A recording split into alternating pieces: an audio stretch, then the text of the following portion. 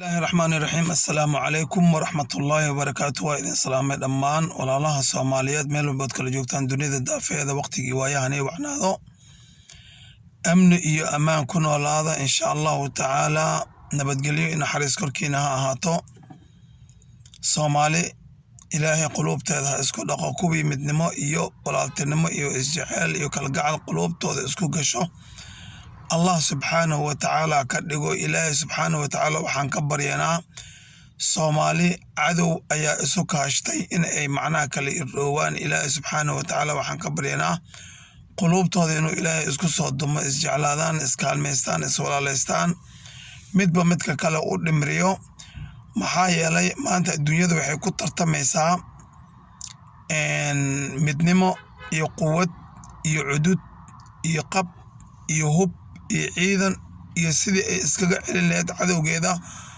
una difaacan lahayd wadankeeda laakiin Soomaali haddii aan ahay maanta waxaan maraynaa in awal anagoo shan loo kala qaybiyay haddana labadii israacday in ay maanta u sii qaybsan tahay 6 maamul goboleed iyo dowlad dhexe oo maamul goboleed kasta oo isku malay in uu dowlad rasmi yahay waxaan la yaabanahay يعني dad waaweyn oo rabo in ay ummad masiirkeeda hogaamiyaan haddana ku qanacsan wax aan xaqiiqo ahayn oo dhab ahayn maxaa yeelay waxaan la sameeyay ee maamul goboleedyada ah ee lagu magacaabo federaalka waa sheekona lagu talagalay in lagu maran habaabiyo oo waqtigana looga dhumiyo oo cududeena iyo midnimadeena lagu kala dhantaalo maxaa yeelay mid walba waxaa loo suubiyay gobol yar oo calal ah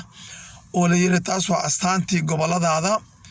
adana madaxweyne ka ah waxaa leedahay baarlamaan waxaad leedahay maxay tahay gole wasiiro waxaad leedahay maxay tahay hadii alla bakuuro ee dhaqaale ku gooni ah waxaad leedahay dhammaan wixii ay lahayd dowlad ayaad leedahay laakiin dowladda dhexe waxa kaliya ka midaysantiin wax yar oo mucaayana sida calanka iyo arrimaha dibadda iyo ciidamada adiga wax macno lahayn ayaa la yiri ayaad ka midaysantiin idinka haddii aad tihiin Soomaaliya qof waliba sidoo doono sameyn karaa cidoo doono heshiis la gali karaa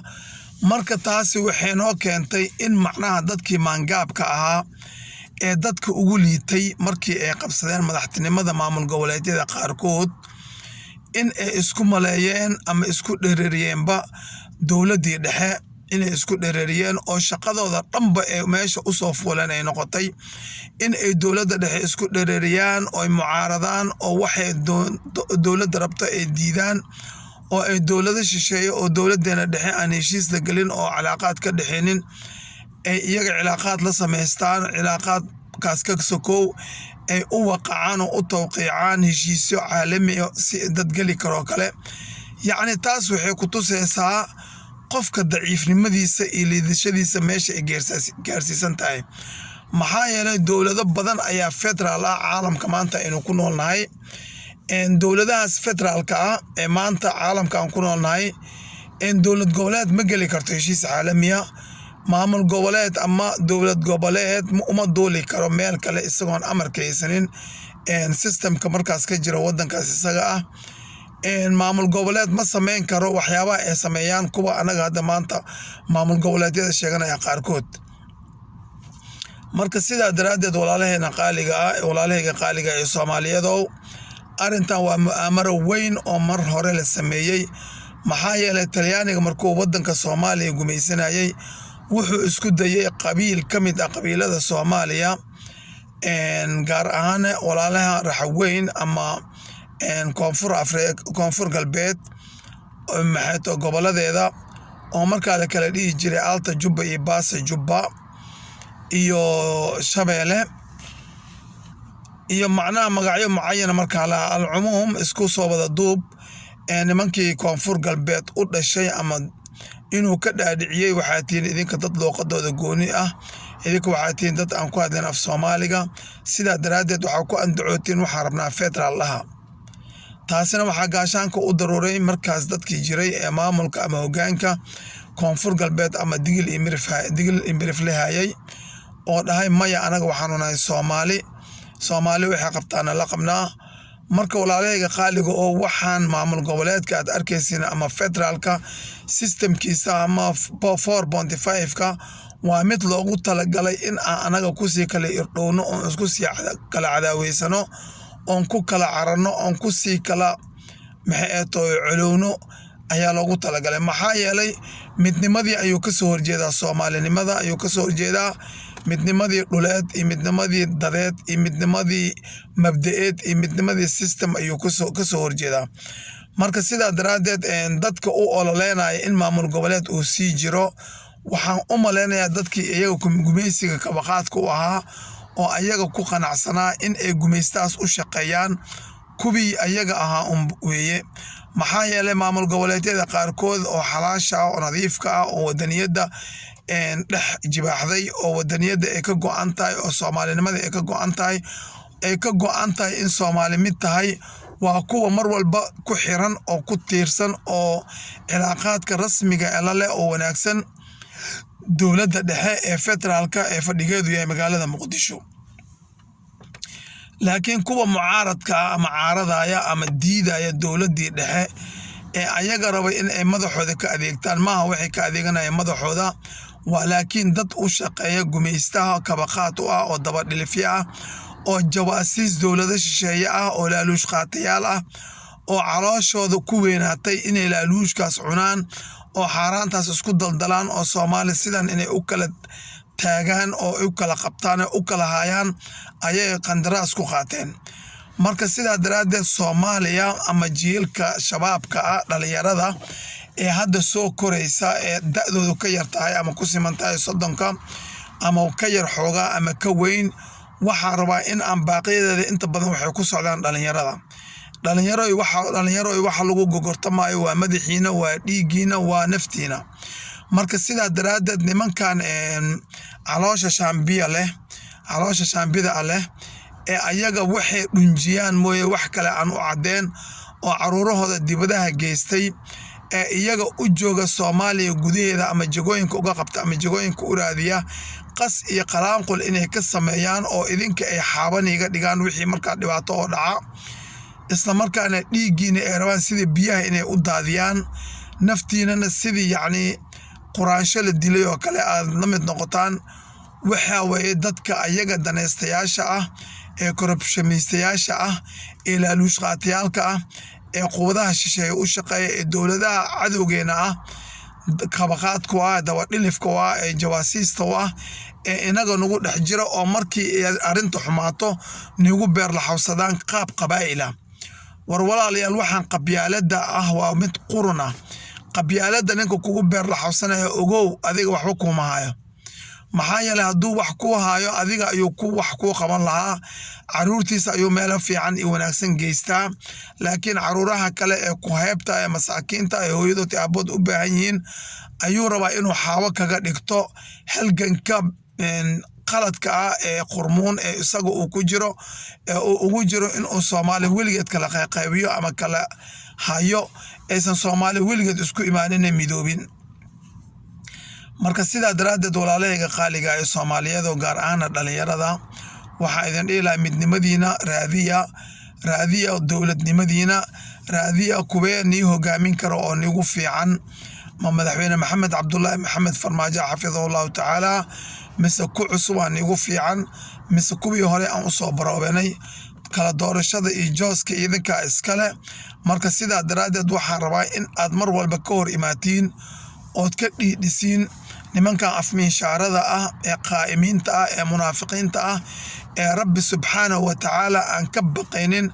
rasuulkii Maxamed calayhi salaatu wasalaamna aan ku dayanaynin, in aad mar walba ka hor imaataan aysan nigu beerjilacsanin qaab qabiil. maxaa yeelay walaalahayga qaaliga ee Soomaaliyeed oo maanta bal fiiriya Kenya dhalinyaradeeda sidee u nool yihiin, sidee wadaniyadda ee macnaha u dhex jibaaxday, sidee mucaarad iyo muxaafidba ay u xafidinayeen wadankooda bad iyo beri iyo habo iyo cir iyo dhul iyo kulli, sidee wadamada macnaha jaarka sida Ethiopia kale oo intaasoo qowmiyadooda kala duwan ah oo intaasoo luqadood ku kala hadla oo intaasoo diimo kala leh, maca daalika haddana isku duuban oo wadanka maslaxadda wadanka ilaalinaya maanta ninka madax laga garaacaya ee Tigray lacnatullahi calayhi maanta ma ogolaanaya kaali Ethiopian ku duuleena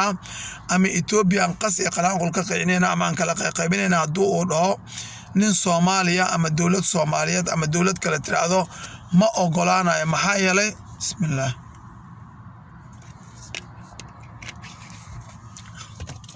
ma ogolaanaya maxaa yeelay waa wadani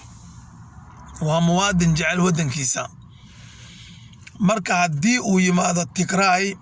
ama hadduu yimaado Oromo ama hadduu yimaado Amhara ama hadduu yimaado ay waaxid waxay ka siman yihiin waxa la dhaho wadaniyada marka Soomaaliya huruday Soomaali dhagweynay Soomaali hurdaweynay idinka waxaad tiin boqolkiiba boqol muslimaan ahay waxaad tiraadeen waxaana dad geesiyaala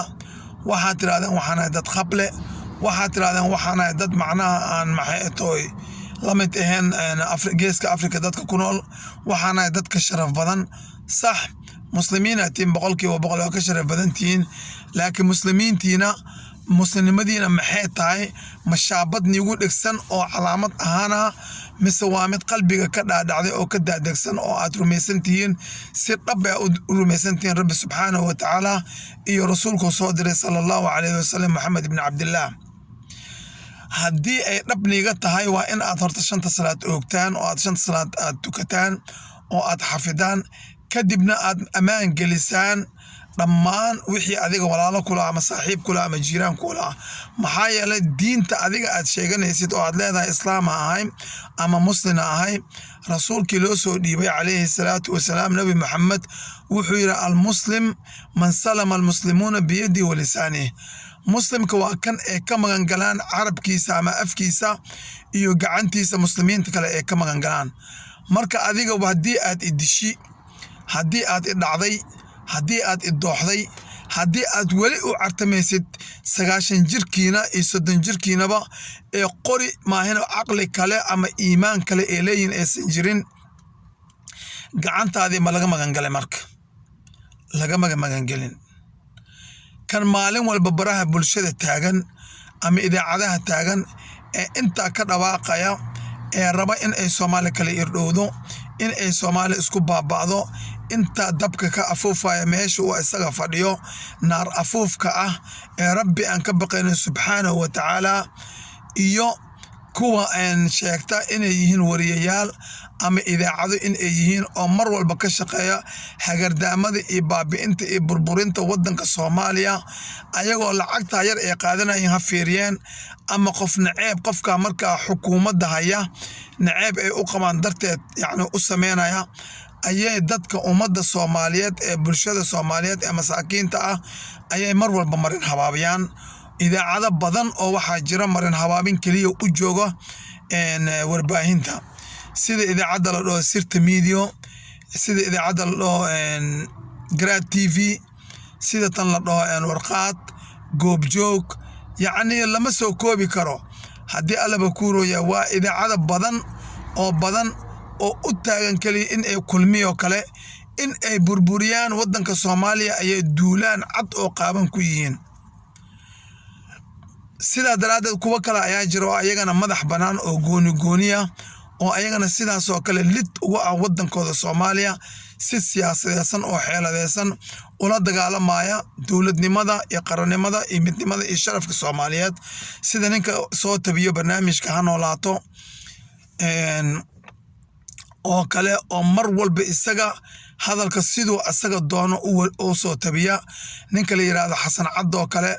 oo bes asaga inuu dad wadanka lid ku ah keeno mooyaane wax kale aan ka shaqeynaynin ma fahanteen marka dad badan ayaa jira oo meeshaas wada fadhiya oo Rabbi aan ka xishoonin subhanahu wa ta'ala Rabbi aan ka baqaynin ummadiisa aan ka xishoonin marka afkiina ma laga magan galay marka rasuulka calayhi salaatu wasalaam wuxuu ku yiri al muslim hogaansane aniga diinta lii soo diray oo lii soo dhiibay qaatay al muslim waa kuma muslim al muslim man salama al muslimuna biyadihi wa lisanihi marka ma laga magan galay carabkaaga mar haddii aad carabka dab ku wadatid oo fidna aad ku wadatid gacantina aad ku dagaalamaysid oo hubkii aad isugu dhiibaysta carruurtii 30 jirka ahaa adigoo 90 jira oo madaxa iyo meel walba ka caddaaday aad hadda u soo heelan tahay in aad dagaal gelisid Soomaaliya gacantaada ma laga ammaan helay afkaadana ma laga ammaan helay waa maya marka tayib almuslimkii oo rasuulka calayhi salaatu wasalaam noo sheegay man salama almuslimuuna biyadii wa lisaani oo dhahay ma buuxisa shuruudii uu rasuulka sheegay marka calayhi salaatu wasalaam maya ma aadan buuxinin waxaa ku sifooday oo cad cagsigii rasuulka kuwuu sheegay oo ahaa kuwa magac korna ka muslimka ah qalbigana ka gaalada ah oo munaafiqiinta ah kuwaasna ballanqaadka uu rabbi u ballanqaaday waad ogtahay إن المنافقين في درك الأسفل من النار ولن تجد له نصيرا marka sidaa daraaddeed walaalahayga qaaliga ee Soomaaliyeed gaar ahaan dhalinyarada ka digtoonaada ka foojignaada yeesan ida qaadin xamaasad qabiil waa beentood qabiil wax ay u hayaan iyo wax ay u taagan yihiin iyo wax ay u tooran yihiin ma jirto been ayay u hayaan qabiilka oo kaliya marka yeesan nagu beer la xawsanin maanta wax ay ni awoodi karaan wallahi laba maalin haddii qadada niisiyaan maalin saddexaad banaankeenii fariisinayn maxaa yeelay nin ayaa laga sheegay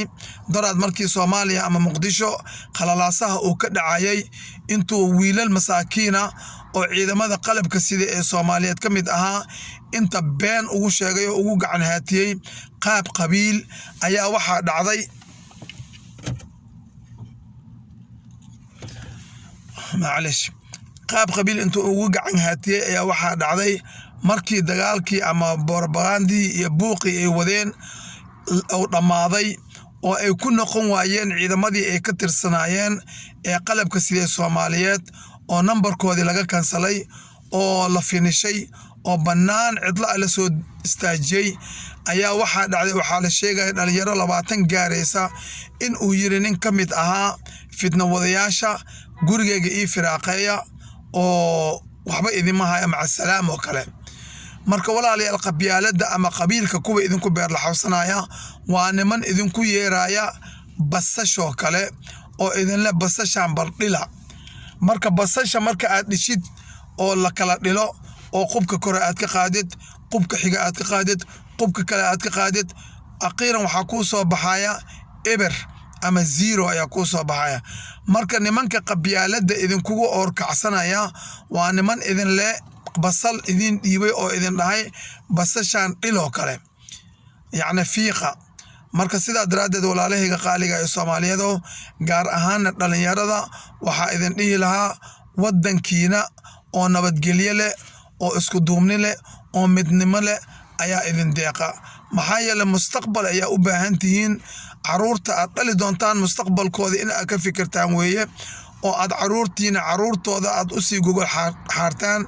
oo aad u sii diyaarsaan wax wanaagsan maxaa yeelay haddii aad caruurtaada wax wanaagsan uga tagtid oo diin ah oo xoolo xalaala oo guryo xalaala aad ugu tagtid mar walba ay ku soo duceynayeen oo waxay ku leeyihiin rabbi irxam walidayka ma rabbayani sagiira haddii se aad uga tagtid xoolo aad soo dhacday iyo ummad aad isnacbeen sii jirtay iyo dagaalo aad ku baaqi jirtay iyo lugooyo iyo wadankiyood ka burburisay iyo meel walbo dhiig aad daadisay iyo guri kastood baabi'isay oo burburisay iyo qabiil kasta iyo qolo kasta iyo qoom iyo maxayto qoys kasta iyo qof kasta oo kulligood ka wada sheeganayeen marka iyada waxa uga tagtay dhaxal xun oo qaraar oo fool xun ayaa uga tagtay lagamana yaabo inuu ku soo duceeyo maxaa yeelay qofkaas waxa loogu duceeyay waxa waaye in Allah la yudiicu ajra al-muhsinin laakiin adiga waxaad sameysay wax cagsiga muhsiniinta waxay sameeyaan cagsigooda ayaa sameysay oo balaayo iyo baas baa ka shaqeynaysay intay nafta kugu jirtay oo aad fursad u haystay adduunyada oo aad wax kala maareen kartay oo wax wanaagsan oo lagu xusuusto aad sameyn kartay ayaa waxa ka dhalisay fitno iyo qalaanqul iyo qalalaaso baad ka dhalisay ummadii walaalaha ee Soomaaliyeed marka sidaa daraaddeed nimankan maamul goboleedyada ah nimankan fitna wadayaasha ah ee qoriga dabka la wada ordaya gacan ku dhiiglayaasha af ku dhiiglayaasha qalin ku dhiiglayaasha qalbi ku dhiiglayaasha maskax ku dhiiglayaasha kuwaas oo dhan iska ilaaliya maxaa yeelay waxay duulaan cad ku yihiin horumarkiina iyo wadan horumar uu sameeyo wadankiina iyo batroolkiina la qodo barwaaqadiina la soo saaro oo aad u noolaatiin sida ay u nool yihiin ummadaha kale oo kale war maanta ma waxaad ka liidataan kuukuyo ayaa u nool si fiican oo xoriyad leh oo wadaniyad leh oo amni iyo amaan leh ayay ku nool yihiin maanta kuukuyo ma kuukuya ka liidatiin walaalayaal ha noqonina calaamadihii ay nagu sheegeen nimankii kala ahaa ruushka iyo Haile Selassie boqorkii Abasinia maxaa yeelay hadda kore waxaa la yiri Haile Selassie waxaa la rabaa in Soomaaliya la siiyo xoriyad sanadaha soo socda haddana daaqiliyad la siiyo inta qosol la dhacay oo qamro 2 jeer ka baday ayuu wuxuu yiri waa sheeko cajiib badan oo yiri arinta aad sameynaysan ama aad sheegaysan reer galbeedow ama reer Yurub waxay la mid tahay dameer geesa yeeshay Soomaaliya ayaa tiraadeen waxaan u sameeynaa dawlad qaran ayaan ka dhigaynaa taagan Soomaaliya qaran ma noqon karto yiri taasi waxay la mid tahay dameer geesa yeeshay oo kale tii isaga ahayd oo sheegay Haile Selassie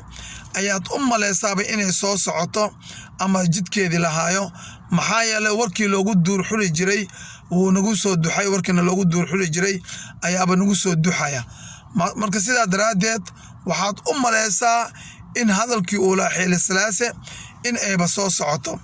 ruushka markii la weydiiyay oo liir bal Soomaaliya ka waran dawladeeda aniga maanan soo argo yir wax Soomaaliya dawlad la dhaho waxaan soo arkay burcad inta is habeysay heshiisay in ay calan sameystaan oo dhaheen dawladana nahay kulligood waa wada burcad maxaa keenay intaasoo ceeba ah intaasoo afrigaada ah intaasoo tuhuna intaasoo macnaha sumcad dilida maxaa keenay waxaa keenay dhaqankii Soomaaliyeed ama qabaa'ilkii Soomaaliyeed oo iyaga uun isku muuqda oo iyaga uun iska adag oo iyaga uun isdila laakiin aan u dhawaan karin Etoobiyaanka aan u dhawaan karin gaalada kale maxaa yeelay hadda ka hor waxaa la yiri oo maqlay nimankii Soomaali galbeed la rabay in laga xoreeyo gumeystaha oo la keenay Soomaaliya loo soo daadgureeyay ama ay ka soo qaxeen dhulkii ay deganaayeen Soomaali galbeed ayaa wixii ay rabeen ilaa ayaga markaas gumeystaas ayay ku caanamaaleen oo ku dhashteen oo abka isir ay ku dhashteen waa dad gumeysigaas oo bartay oo madax laga garaaci jiray kabashka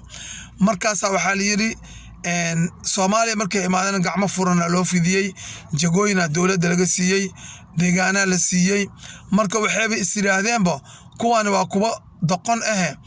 ka xooga meesha ama isku ballaariya markii lagu fahmay ee la iska celiyay waa tii maamaadii caan baxday ee sameeyeen dhaheen gaalba gaal ima dhaame aabi keegi galbeed marka anagii Soomaalidii xorta ee waxay ku tilmaameen gaalo kubii galbeedka oo gaalada ahayna gaal ay ku tilmaameen marka waxay dhaheen gaalba gaal ima dhaame haddii aniga aanba meesha awood ku yeelanaynin oo aniga maxay aan noqonaa qof madax laga kuminayo kii kabashka ugu garaacaya igaran way macnaheeda marka gaalba gaal ima dhaame aaway keegi galbeed maamadaas dad Soomaaliyeed laga hayaa oo ka soo jeeda galbeedka Soomaaliya ama Soomaali galbeed marka waxaasoo dhan waxa ula dan leeyahay Soomaali iyada iska adag iyada is aragta iyada awood isku leh laakiin ninka Tigreega ama ninka Xabashiga kuma dhacaan shalay eed markii gabre qurmuune lacnatullah alayh ilaahay ma soo celiyo rabbi subhanahu wa ta'ala halaag iyo hoog Allah ku rido oo ku dhinto iyo rucbi iyo meelo ku nastahawaayo insha Allah ta'ala isaga iyo quwadii marka isaga dabada kaga jirtay oo dabada ka riixi jirtayba gabru ah ninkii wasiir arrimaha dibadeedkeena oo ciroolaha ahaa oo nin weyn ahaa inta warqadii ka qaaday yiri ma aha warqadan tan loo baahan yahay ee waa warqadan ee u tilmaamay sida uu wax u qoray u saxiixayo la hawla wala quwwata illa billah maxaa ka dulinimo badan arinka noocaasa iyadoo kaamirooyinka ku hayaan wasiirkii arrimaha dibadda ee wadanka Soomaaliya in uu cunug xun oo dib jira oo ciyaal suuqa oo injirley ah oo gabre la dhaho oo wax uu qiimo leeyahay aan la arag ilaa ummadda inuu cadaawo maahine ayaa madaxtooyadii Soomaaliya wuxuu ka dhex samaystay meel uu ku cadaawo madaxda Soomaaliyeed qofkii juuq dhaha ama xildhibaan ha noqdo ama wasiir ha noqdo ama madax kale ha noqdo meeshaasoo ku cadaabi jiray bal dullinimada intaa la eg fiiriya marka taa waxay daliil u tahay in aan anaga iska adagnahay laakiin aanan ka adkeen gumaystaha ama cadowgeena kale aanan ka adkeen marka walaalayga Soomaaliyeedow ama gaar ahaan dhalinyarada jiilka cusub waxaan idiin sheegayaa in aad mal walba ku dadaashiin sidii aad u midoobi laheedeen oo odayadan maskaxdooda dhaqantay ee danaha gaarka leh ee dhiigiina inay ka macaashaan raba ee lafiina inay ka macaashaan oo ka ganacsadaan raba ee sumcadiina inay baabi'iyaan raba ee jaranjaro inay niga dhigtaan raba in aydan war maqlin oo aadan u dheganuglaanin oo aad ka tala qaadataan qofkii dantiina wada aad ka tala qaadataan marka sidaa daraadeed walaalahayga Soomaaliyeed guud ahaan waxaan idin leeyahay isku duubni meel lagu gaaro walaalahayga qaaliga oo Soomaaliyeed marka toobada Allah subhanahu wa ta'ala way furan tahay وتوبوا إلى الله جميعا أيها المؤمنون لعلكم تفلحون أو كما قال الله تبارك وتعالى توبة وفرنتها ولا ليغا الصومالية التوبة كان ودن كينا التوبة كان الدد كينا التوبة كان الدل كينا التوبة كان ودن مدينة مركز سيدا درادة وحا إذن إيه لها ودن كان سيدي وحلو قبل لها أو قعمال اسكو خبصان لها هلقو دادالو أو فلان كيدا على قلو هانا لجوجيو قميسي وقتيسي ودمادي ولا الميشان waxaa ka dhalatay dawlad waxaa ka dhashtay dad Soomaaliyeed oo wadaniyiin ah